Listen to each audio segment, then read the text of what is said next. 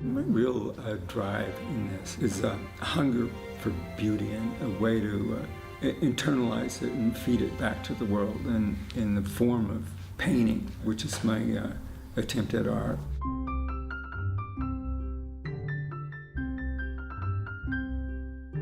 It's a hunger and a belief that it's possible.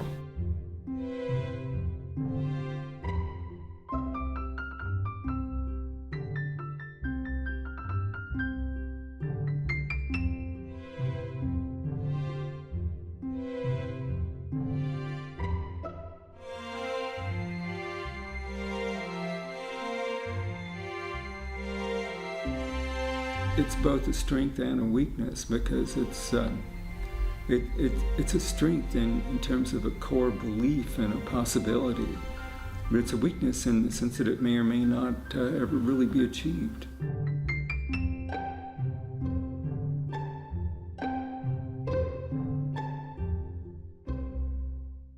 My father built the dental lab in the basement of the house and worked at this real meticulous, craft-intensive task of making the crowns, bridges, dentures, partials, with screaming brats around in the house. And I do not know how he managed to keep his sanity and accomplish that.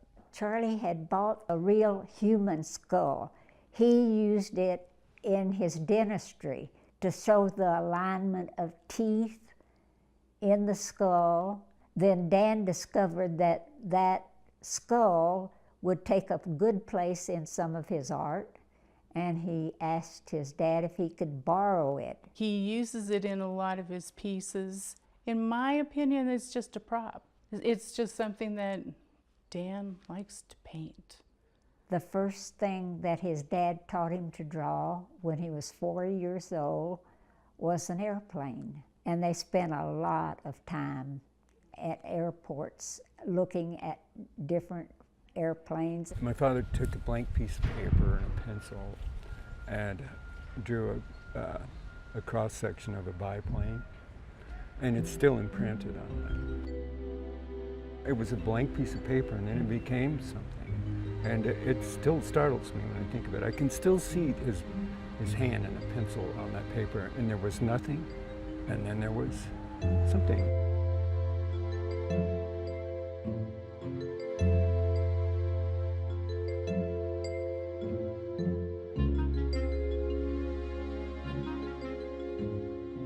He was always an artist at heart, but my dad, Charlie, he felt like Dan needed a career and something to fall back on if the art world didn't work out for him. My first training after completing high school was voc tech training at Mesa College in Grand Junction, and I took welding.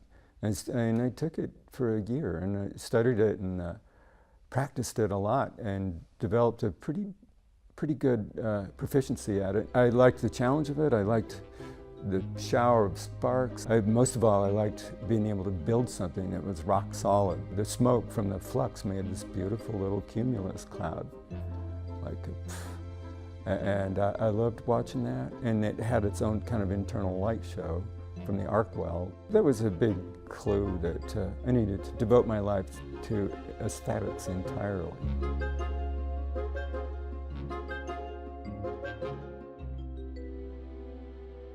I took this kind of hitchhiking trip down to Mexico. It was a big deal for me at the time. In Mexico, I had a backpack and very little or no money, and I slept under bridges and ate the very cheapest food you could get, and depended on the kindness of strangers, and it was essentially like homeless kids you see around here these days. I got a taste of that, and in a way I have to see life from extremes in order to understand the middle parts of it, I guess.